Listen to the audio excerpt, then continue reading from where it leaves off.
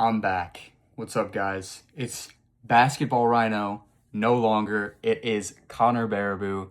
I rebranded to just my name. I just thought it would be a little more professional, and I kind of don't. That name got a little old for me. So, I still love basketball. I still love making content about basketball. Obviously, I'm making this video, and dude behind me, but I did feel like the rebrand was kind of necessary. With that said, though, I do plan on actually hopefully making more videos, so just let me know. I'm open to making videos about my favorite artists and music. I'm open to making more sports content, and I'm open to making gaming content. So just let me know what you guys want to see. But with that out of the way, let's get right into this video, okay? So huge shout out to two of my all-time favorite players. Without either of these players, we don't win a championship in 2021. Giannis, it's been a rocky road these past couple years, but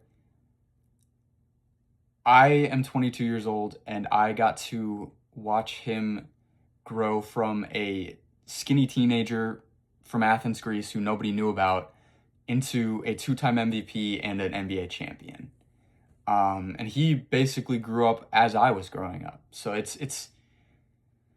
is hard to say goodbye, but I think the divorce was necessary. I really do, and I think the Bucks are going to be better off for trading him. And then Bobby Portis was a fan favorite. He made moments that shouldn't have been, electric. He made them electric. He brought life to the team that needed it at moments when they needed it. So I want to give a huge shout out to both of them and say that both Bobby and Giannis will have a statue. Giannis will have his jersey retired, but Bobby needs to be honored in some way. He was a huge part of that run and beyond, right? The fact that we signed him from a minimum deal and then he just became the player that he was incredible. So big shout out to both of them. Forever grateful. The state of Wisconsin and the city of Milwaukee. So with that said, let's talk about the trade. So we sent Giannis Antetokounmpo and Bobby Portis to the Miami Heat in exchange for Tyler Hero, Jaime Jaquez, Kel'el Ware, Kasparis Yakuchonis, and then we got pick 13 in last night's draft, who we took Nate Ament with that pick. Then we also got a 2031 unprotected pick from the Miami Heat, a 2033 unprotected pick from the Miami Heat, a 2030 pick swap. It's a favorable, so we get the most favorable pick, and then a 2033 second round pick. It's a lot. It is a lot. Now I know that there's not a true headliner in that deal, right? Like Jaylen Brown would have been if we'd taken the Celtics package. But coming from a Bucks fan, I do like this package quite a bit more. I really do. We would have gotten Jaylen Brown in 2 firsts, and the first we would have gotten last night was, I believe, pick 27. So 13 versus 27 is huge. I think I'll talk about Nate Ament later, but I really like that pick. So I'm going to talk about the picks first. I'm going to talk about our 2 picks last night. I'm going to talk about Braden Burries first. So Braden Burries was the 10th overall pick, I wouldn't say a combo guard. He's more of a 2 guard out of Arizona. He's, I believe, 6'4", but he is big. He is a big guy, huge guard, and I do kind of like player comps because then you can get an idea of what is this guy's ceiling. But I haven't watched him a ton, but I don't know what his player comp would be for me. Defensively, his upside is incredible. That frame he has reminds me of Drew Holiday. Not necessarily that he's going to be a Drew Holiday on the defensive end, just he is so muscular and big that even though he's only 6'4" and technically an undersized two guard, he will be able to hold his own against guys who are bigger than him, which is why I don't think he's going to struggle to play at the two in the NBA, at least defensively. And when he gets switched onto, some undersized wings, he'll hold his own too. I really believe that. But his upside defensively is incredible. He plays the lanes. He plays transition incredibly. I think that's his biggest strength going into the NBA. Is he's just such a high motor player. He gets out in transition very, very well and very fast. And I think that's something us Bucks fans have sorely we've been missing for years. And I think we're really gonna be happy with who Braden Burries is. Now, he is a pretty good shooter. I believe he shot 39% from three in college. And he is a great cutter. I've noticed he's a great cutter offensively. He finds great times to backdoor cut, and he's athletic too. He can get up there and he can get some dunks. And I've heard he's a pretty good rebounder for his position. Again, I don't really have the stats in front of me, but I've watched some tape and I've also kind of read up on these guys a little bit. Now, where he really I've heard his ceiling isn't super high, but his floor is very high. So the one area I think he could improve, and especially on this Bucks team, is his playmaking. I wouldn't even say we have a true point guard unless you consider Kasparis Yakachonis to be a point guard, which even then I don't know if I would. Watching him, I'll get into him later, but he reminds me more of a two guard as well. We have a lot of two guards, but no true point guards. And I would like to see him improve his playmaking. He only averaged 2 assists a game in college, and we're going to need somebody to be that point guard, whether it's going to be Ryan Rollins, Tyler Hero, Kevin Porter Jr., or one of these new guys we got. It's going to have to be somebody, right? And so, yeah, I don't have a player comp, but defensively, he reminds me, he's going to have a very high ceiling defensively. I don't want to compare him to Drew Holiday because, again, I don't think that's a fair comparison. But offensively, I don't really have a comp. I think he's good shooter. He's very good in catch and shoot, very good in couple dribbles, 3-point. Just doesn't have an incredible bag offensively, but he can create if you need him to. I just would like to see him become a better playmaker. So that's my scouting report on him. Then we go to pick 13 that we got from the Heat, and we got Nate Ament. And I really thought we were going to take him with pick 10, Nate Ament, but we didn't, and I'm very happy. I would have been a little disappointed if we took him with 10, but 13 I'm okay with. The fact that we got Burries, because I knew Burries was going to be gone at 13, and then we got Ament. I like that pick. Now, I don't like the Kevin Durant comparisons. I do have a pretty solid comparison, NBA comp for him. And I think his ceiling to me is Jalen Johnson, like current Jalen Johnson. Now, Jalen Johnson, I think, too, was a pretty raw player coming out of college. I don't think people understood how raw he actually was, but he was a raw talent coming out of college. He was not a finished product, but look what he's blossomed into. He is a stud for the Hawks. I believe he made the All-Star game last year. He was incredible. And I really do think Nate Ament has that kind of upside, that really, just that really lanky, hasn't really grown, hasn't really figured out how to use his body yet. Nate Ament is 6'10". He's got great handles for his size. He can shoot, but his shooting numbers have been bad. But he has a really good form. I think he's going to figure it out with some time. I think he's 19.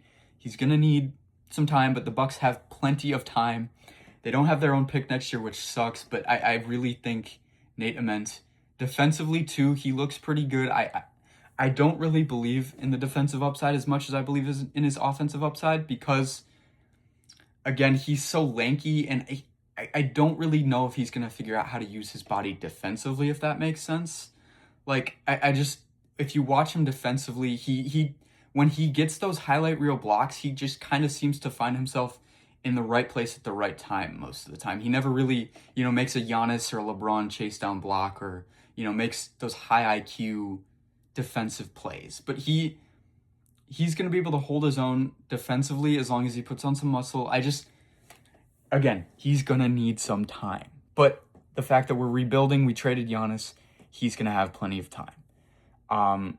So I gave a lot of in-depth analysis there on those two players. I really like our draft. I think this is a great first step for our rebuild. So let's talk about the other guys we got in this trade. So I'll talk about the other picks we got. So we got the 2031 and 2033 unprotected firsts from the Heat. Now, I'm not going to talk about these picks too much, but what we're banking on is Giannis either A, not being in Miami for those picks, or B, the team just not being great, Giannis not being himself. Like, that's what we're banking on here. We're banking on these picks being good picks because the Miami Heat are going to be bad. That's what we're banking on. Again, we don't have our pick next year, but every other year we'll have a pick. So 2027, apparently we don't have any swaps or anything on that. So that should be a good pick. And then 2031, I'm glad we were talking about trading that pick all last year. Glad we kept it. So those picks are going to be, hopefully good. Hopefully down the road, they'll be good picks. 2030 is a swap. So if our pick or Miami's pick is better, we will get whichever pick is better. And then 2033 second. So that's the picks. Let's break down the players. So Tyler Hero, I like Tyler Hero. I think he's going to be a very fun player. But again, we have a lot of guards. Now, I'm not going to break down Tyler Hero much because he has been in the NBA. He has struggled with injuries throughout his career, but he's looked good when he is healthy. He can light it up. He can light it up from the field. He's not a good defender, but he's a microwave scorer. He can get you buckets and get them fast. But I do think he might be a trade candidate because if I'm not mistaken, I think he is an expiring contract. And even if he isn't, he is a very good teams will value Tyler Hero, especially after Austin Reeves just signed his extension and he's not going to be a free agent. So Tyler Hero is going to be a name to monitor this offseason with the Bucks logjam. Then we got Jaime Jaquez, who has played 3 years in the NBA. He's 25 though.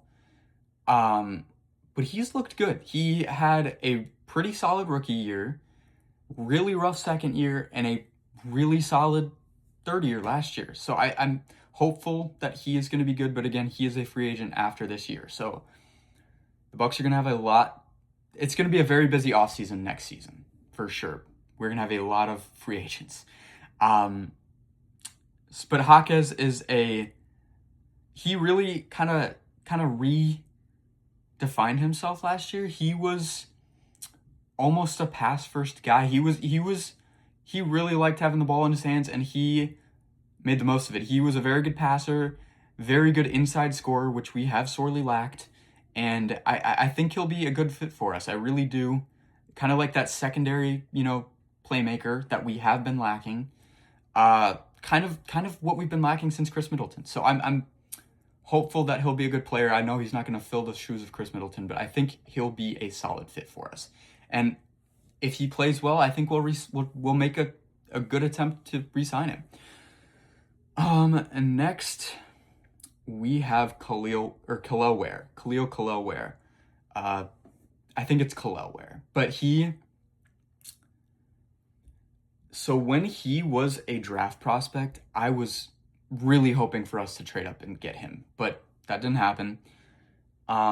He's been solid in the NBA, but he's had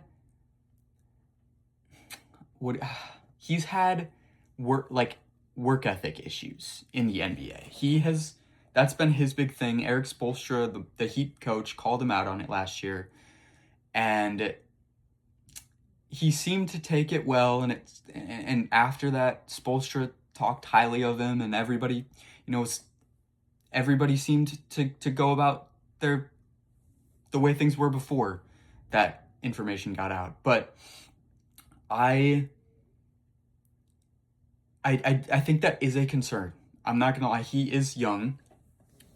I want to say he's 22. Let me look it up real quick. He is 22. Yeah, okay. Wow, he's younger than me. That's insane.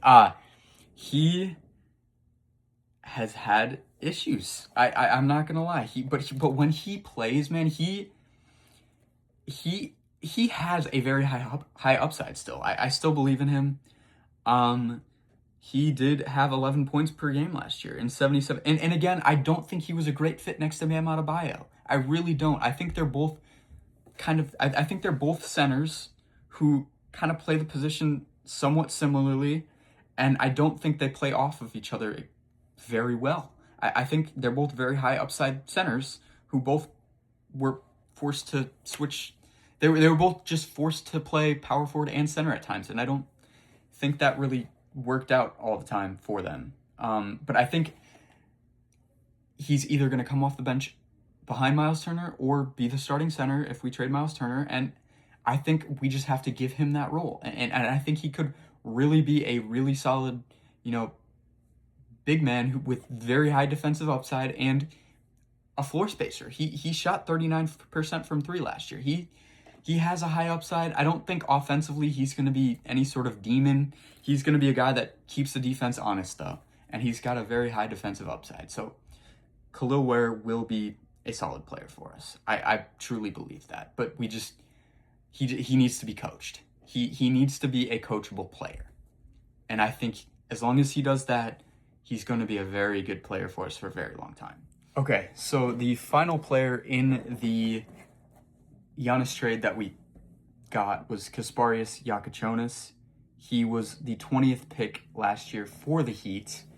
And man, he looks good. He looks like he's going to need more time as well, but he is 20 years old, kind of a combo guard. I could see him actually being able to play point guard. Again, the playmaking needs work, but he can shoot the ball. He decent score, like not gonna be crazy, but he reminds me a little bit of Klay Thompson. Just not gonna do too much with the ball in his hands, but he can shoot. He can take a couple dribbles off a screen. He's just gonna really be good at keeping the defense honest, and he has sniper written all over him if he can just keep shooting. Just learn how to really shoot the ball. Defensively I didn't really look into him defensively, but I mean, he's an undersized guard. I don't think he's going to be a great defender, but I'm high on Kasparias being a really good shooter and potentially a decent playmaker. I mean, he averaged 3 assists per game on not a whole lot of minutes. So, and if you watch his highlights, he can pass the ball. Like he's not a bad playmaker, but I just don't know if he's gonna be, if he's asked to play point guard this year, I don't know if he's really gonna be able to hold up, so we'll see. But I when you look at the package in total, right? When you look at all of the assets that we have in our hands right now, not including the future picks, even the future picks, so we got a lot. Nothing crazy stands out, but we got a lot to start a rebuild on. And we had some decent young assets even before that. Looking at Ryan Rollins, I wouldn't really consider AJ Green to be a young asset, but you guys still might have Kevin Porter Jr. Like, we have some good young players, but also some tradable guys who we can get some stuff for. And this is exactly what you want to do to kick off a rebuild. Glad we did not take that Celtics package, for sure. So let's look at our trade candidate here. Sorry, our trade candidates, plural, because most of this team is a trade candidate now. I'm going to kind of just go through the whole roster here, but Tyler Hero, I already talked about, he's going to be a trade candidate. If I had to predict, I don't think he's going to get moved, but I wouldn't be surprised if he does. I think he could get us a decent young player, a first-round pick, and a salary, like a bad contract. I truly think he could get us that. But again, I don't know if any team's going to want to pay that. Miles Turner, I think, is another guy we could get either a not good contract or actually an okay player and a first-round pick for. He's still got value. I think he will be traded, is my prediction. But again, I wouldn't hate him still being on our team because I do like Miles Turner. I think he had a really bad year last year, but I think we could rehash his trade value. Kyle Kuzma is Kyle Kuzma, man. I don't care what we do with him, man. I like, obviously, eventually, so I'm a little torn on what we should do with him because in one world, I think we should trade him because he sucks. And I do think we could trade him because he's on an expiring deal and get, a bad contract and a first-round pick. I think we could probably do that. But at the same time, I do think it would be good for Nate Ament to kind of sit behind him, not necessarily to watch him, just so Nate Ament isn't forced to start right away, So, I wouldn't be surprised if Kyle Kuzma gets traded, but if I had to predict, I don't think he will. AJ Green, another trade candidate, I think he will be traded as well.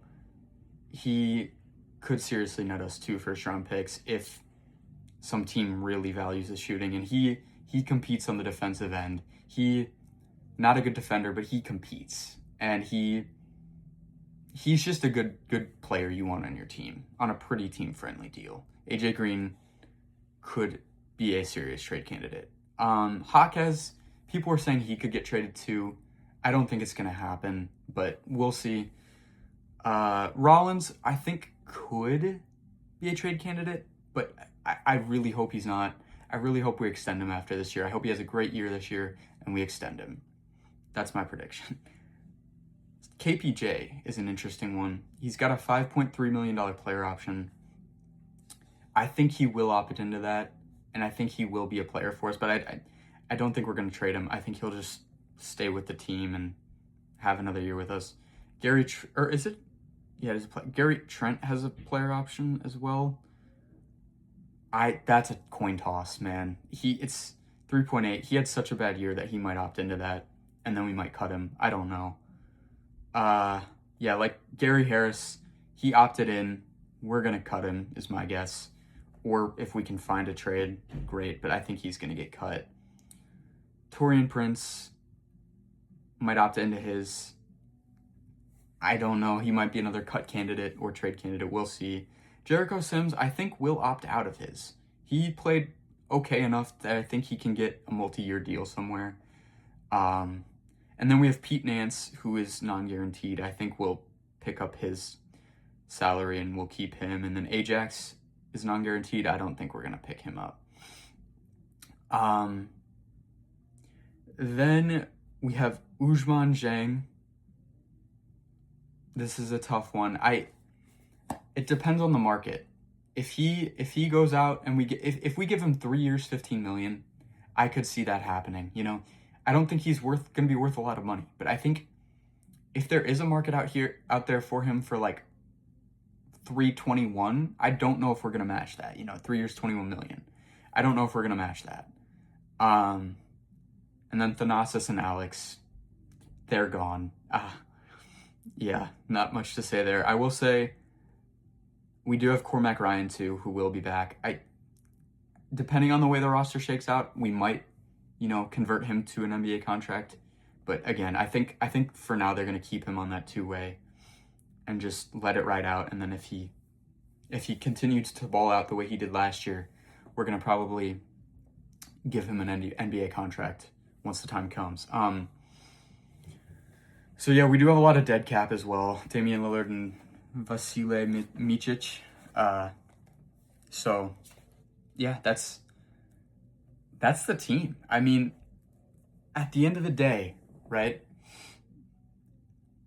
As a Bucks fan, we, especially the last calendar year has been so painful, right? It's been more of a reality show than a basketball team. And it's just got so old. It's gotten so old, and like I said, we are very appreciative of everything Giannis has done for this franchise, this city, this state, but it needed to happen. It needed to happen, and I'm excited for this next chapter of Bucks basketball. I really am. I think this team is going to be bad next year. I do. But man, we have a lot to be excited about. We really do. A lot of young players with pretty high upside, not going to lie. And then we have a lot of assets still. We really do have a lot of assets that we can trade for more. We really do. So I do think this team is going to surprise some people next year. I don't think they're going to be a bottom 5 team next year. I really don't. Bottom 10 probably, but bottom 5, no, I don't think so. I think Taylor Jenkins is going to be a good coach, and I really think some of these players are going to figure it out, and we're going to have, it's going to be a fun year. Even though we're going to probably suck, it's going to be a fun year. I don't think we're going to be very active in free agency, but again, we have so many good assets. I think some trades are coming, but I don't think free agency we're going to be very active. But it's gonna be fun. And at the end of the day, Bucks fans are some of the most loyal fans in the NBA. We're gonna stick with our team. You know, Giannis made this team. He defined this team for a decade for a valid reason. But this is no longer Giannis's team. This is the NBA. That's the great thing about the NBA. The NBA moves on. It moves on. Basketball moves on. The teams move on, right? And as Bucks fans, we have a lot to be excited for. So I hope you guys enjoyed this video. Let me know what content you want to see in the future. I loved making this video. I love making these kind of videos. Just being able to sit down and talk about, stuff that I love, right? Stuff that I'm passionate about. So just let me know what you guys want to see. And yeah, guys, I'll see you later. Peace.